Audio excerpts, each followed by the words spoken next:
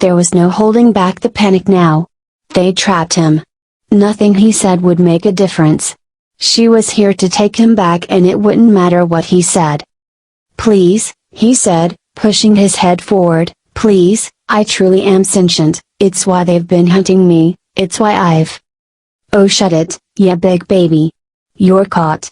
I'm not Russia here to steal your secrets, I just wanted your serial number." "Please, miss, I'm not a spy, I'm a record keeper, She stood, cords dangling from the monitor. His mouth hung open in helplessness. It was over. All of it, the years in hiding, the life he'd built over. "Well, no point in dragging this out, I guess. Night night, pal," she said. Her hands with the cords reached around his neck. He felt the first plug inserted and the world went dark. Sybil typed a few commands into the monitor as the droid slumped over. Finally. She hadn't taken out spy droids before, but the way they talked was creepy. Almost human.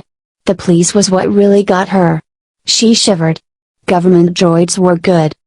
With a few more keystrokes, the serial number popped up on the screen. She pulled out her contract to compare the two. Perfect match. Burning off his own serial number had been smart, but she'd been a mechanic for droids before. A little damage couldn't stop her from the info she needed. Looking around the apartment, she did find that the price the government was paying for this one seemed steep. The hardest part had been finding him, honestly. Usually rogue droids gave her more of a fight, tried to run or self-destruct. They also didn't buy fresh flowers at the farmer's market or keep a well-decorated apartment. This one had just keeled over with one pulse after opening the door and said please. Her mind wondered about its logic systems. What kind of programming made a droid keep plans? The contract said it was a spy droid. Were they made to try and blend in? Surely a little peek at the code wouldn't hurt. It's not like she was looking through its documents or info caches. She typed in a command prompt to bring up the logic systems code. The screen blipped at her. Command not found. Weird. She tried another command, one that worked for the last generation of droids. Command not found. Super weird. Maybe if she knew the droid's model she could figure it out. She brought up the system info and brought up the model number, ALN 230619112RK. Geez. ALN? That was old. Real old. And the numbers, the designation RK. That didn't sound like a spy droid. RK. What would an RK bot? The droid's last words echoed in her thoughts. I'm a record keeper. Sybil dropped the monitor and scrambled away from the prone droid. A bot, at least 15 years old, government issue, and a record keeper had lied? Said please? It shouldn't have had programming that would allow that. Record keepers stored information, they weren't supposed to simulate emotion or tell lies.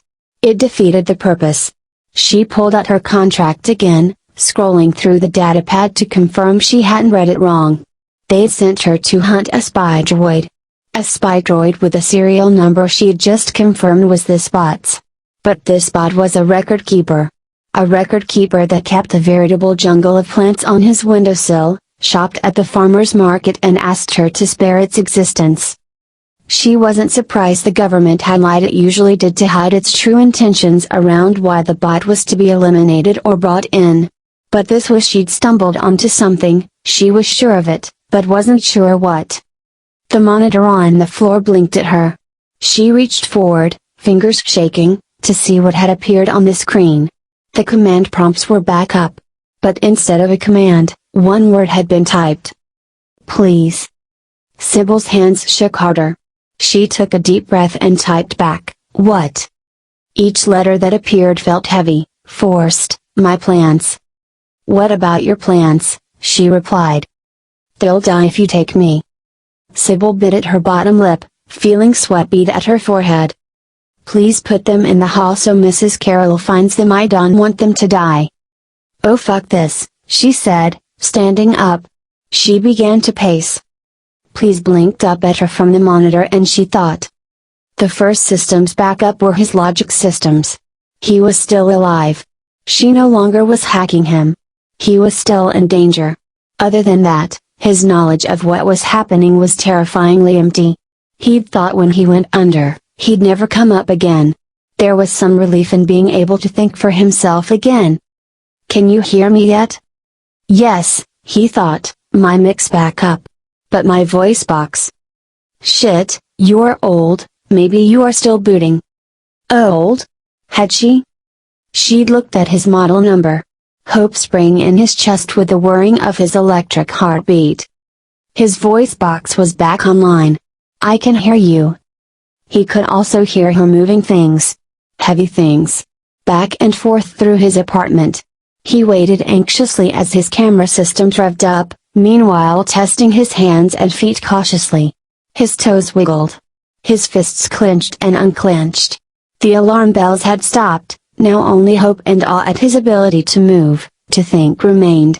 He was being spared. When his cameras returned, he opened his eyes to see half his apartment packed into his suitcases in the middle of the living room.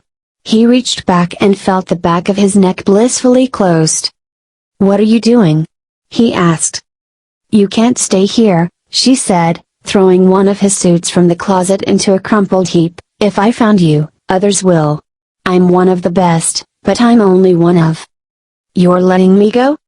No record keeper droid can lie. Or has such a strong will that they can communicate while being hacked. Or, she waved her hand at the ferns and vines and flowers that adorned his window, keeps plants just because they like them. "You believe me?" "Don't push it, pal," she said, returning to throwing items into his suitcases. "I'm not exactly a fan of all this." He attempted to stand but found his systems confused and fell. She was beside him in an instant, leaning him back against the wall. "None of that now," she said, her voice gentle. "I just hacked you. You're old. It might take you a while to recover." "Thank you," he said, closing his eyes. He listened to her stand and continued packing. "Now, if you want my advice, you need more mods," she said from across the apartment. "Your skin is too perfect and you don't fidget. That's how I could pick you out of a crowd. You clearly had work done since you escaped, so I assume you can figure out how to get those." He nodded, silent, and watched her throw his self-repair kit into a suitcase pocket. "And another thing. Don't work in accounting.